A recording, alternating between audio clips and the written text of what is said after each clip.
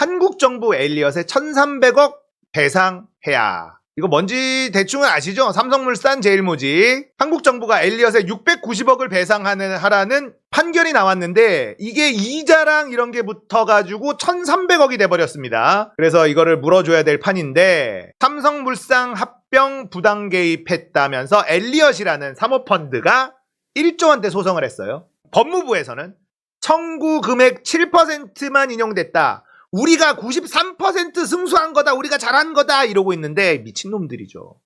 7%가 인용된 것 이건 패소한 거예요. 이걸 무슨 자화자찬하고 승소했다고. 또라이들 미친놈들이에요. 법무부 한동훈 진짜. 2015년에 삼성물산 제일모직 합병이 추진됐습니다. 사모펀드 엘리엇이 삼성물산의 지분을 사들였어요. 삼성물산 주주가 손해를 봤다면서 합병 추진에 제동을 걸었습니다. 엘리엇이. 엘리엇뿐 아니라 많은 곳에도 제동을 걸었죠.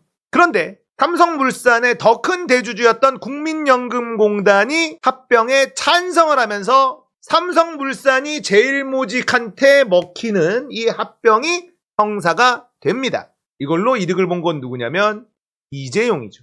그런데 2016년 박근혜 정부 국정농단 사태가 터지면서 이 당시에 문영표 복지부 장관 국민연금 압력을 행사했다는 이유로 유죄 판결 받고 감옥에 갑니다. 법무부는 판정문을 분석하고 있고 향후 계획을 꼭 발표한다고 하는데 향후 계획 없습니다. 이거는 항소 이런 게 없어요. 그냥 끝난 거예요. 이 일이 왜 일어났는지 쉽게 설명해 드려야죠. 쉽게. 삼성물산이라는 회사가 있습니다. 삼성물산은 대표적으로 뭐가 있냐면 건설이 있어요. 레미안 이런 거 삼성건설이 있습니다. 그리고 제일모직이 있습니다. 삼성물산이 훨씬 규모가 큰 회사입니다. 그런데 이재용이 제일모직 주식을 많이 갖고 있어요. 삼성물산에는 삼성전자의 주식이 잔뜩 들어있습니다. 삼성물산을 먹어야 삼성전자를 먹는 거예요. 이건희가 너무 젊은 나이에 갑자기 쓰러집니다. 이재용에게 완벽하게 삼성전자를 물려주지 않은 상태에서 이건희가 쓰러졌어요. 자, 그래서 이재용이 마음이 바빠집니다. 삼성의 모든 의료기술을 총동원해서 이건희가 숨이 붙어 있도록 하라. 특명이 떨어집니다. 왜냐하면 이재용의 승계 작업이 끝나기 전에 이건희가 사망을 하게 되면 일이 스텝이 완전히 꼬이기 때문에 자, 그러면서 반칙을 일삼기 시작합니다. 심플하게 설명하면 이재용이 그냥 상속세를 다 내고 삼성전자의 주식을 그냥 상속을 받았으면 문제가 안 생기는데 그걸 안 하려고 세금 안 내려고 온갖 범죄를 저지른 게 바로 이 사건이라는 겁니다. 제일모직이 이재용 거예요. 삼성물산은 이재용 거가 아니야. 그런데 삼성물산이 규모가 더 커요. 여기에는 삼성전자 주식이 있습니다. 삼성물산을 제일모직이 인수하려고 합니다. 작은 회사가 큰 회사를 인수하려고 합니다. 자, 그러면 삼성물산 한 주당 제일모직 몇 주 이렇게 계산이 되겠죠. 문제는 제일모직의 가치를 키우고 제일모직을 키우고 삼성물산 가치를 떨어뜨려야 이재용에게 유리해진다라는 겁니다. 이게 이재용 거니까 이재용 회사의 가치를 키우는 작업을 합니다. 그때 동원된 게 뭐냐면 삼성바이오로직스. 제일모직이 이 삼성바이오로직스를 가지고 있습니다. 제일모직 자체는 성장성이 그렇게 높은 회사가 아니기 때문에 이재용이 삼성바이오로직스를 만들어요. 이거는 미래산업 어쩌고 저쩌고 하면서 뻥튀기 할 수 있는 요소가 굉장히 많습니다. 자, 그러면서 삼성바이오로직스를 키워요. 제일모직은 키울 만한 게 딱히 없으니까. 그래서 삼성바이오로직스를 키우는데 어떻게 키우냐? 분식회계.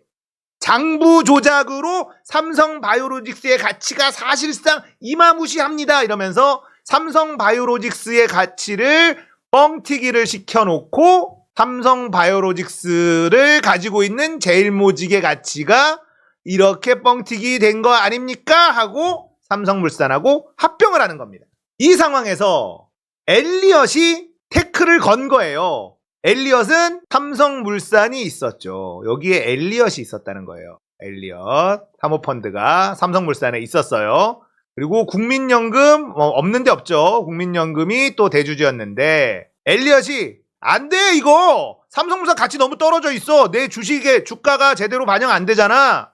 제일모직 너무 부풀려졌어. 이 조건으로 못해. 이렇게 싸운 거예요. 이게 어떤 비율이었냐면 삼성물산 한 주당 제일모직 0.35주? 이 조건으로 합병이 체결이 됩니다. 원래라면 삼성물산 한 주당 제일모직 0.1주? 이 정도 됐어야 되는, 그거보다 더 아래로 됐어야지 되는데 제일모직을 어마무시하게 키우고 삼성물산을 막 줄여요. 이 당시에 삼성물산 해외 건설 수주를 안 냅니다.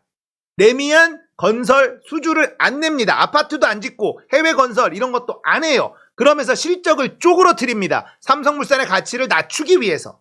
그리고 제일모직의 가치를 키우기 위해서 삼성바이오로직스를 장난질을 친 겁니다. 장부 조작을 했어요. 분식회계라고 하죠. 분식회계는 지금 재판 중입니다. 딱 걸렸어요. 증거도 엄청 많아요. 이런 장난질을 친 거예요. 그래서 국민연금이 이 합병에 손을 들어주면서 합병이 진행이 됩니다. 삼성물산 주주들 다 이 합병에 찬성했다. 그러자 엘리엇이 소송을 겁니다. ISD.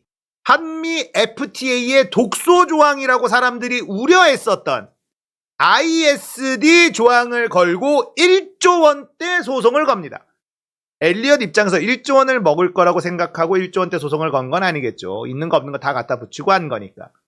그 소송에서 진 거예요. 그래서 690억 배타라. 근데 이자도 붙고 뭐도 붙고 했으니까 1300억 엘리엇에게 배상하라. 결론이 떨어진 겁니다. 언론에서는 여기까지밖에 얘기를 안 하는데 문제는 뭡니까? 이 삼성물산과 제일모직의 합병으로 인해서 지금 국가가 엘리엇이라는 사모펀드에게 1300억을 배상하게 생겼잖아요.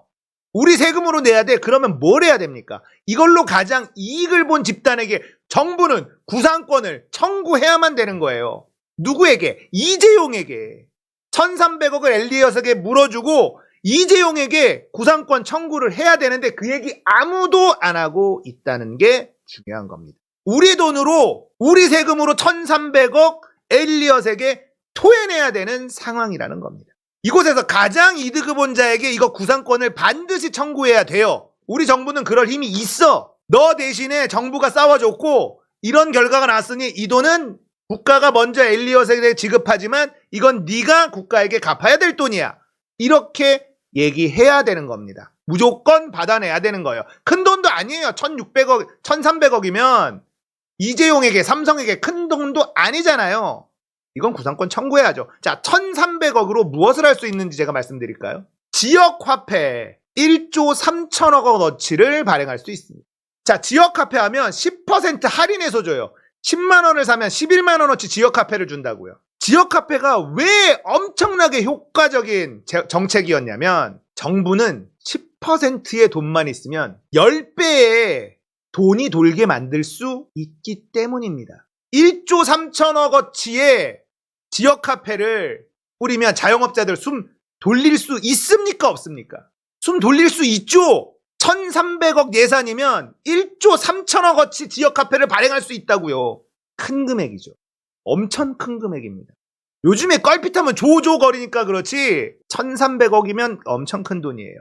언론에서 아무도 구상권 얘기하지 않고 있다는 것만 기억해 두시면 됩니다. 이 돈 이자가 계속 붙고 있기 때문에 빨리 엘리엇에게 국가가 갚고 삼성에게, 이재용에게 구상권 청구해야만 하는 거예요.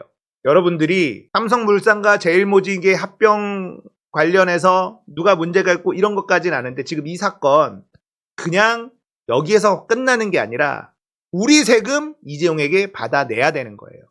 이걸 알고 계시는 게 진짜 중요한 겁니다. 핵심은 구상권이다.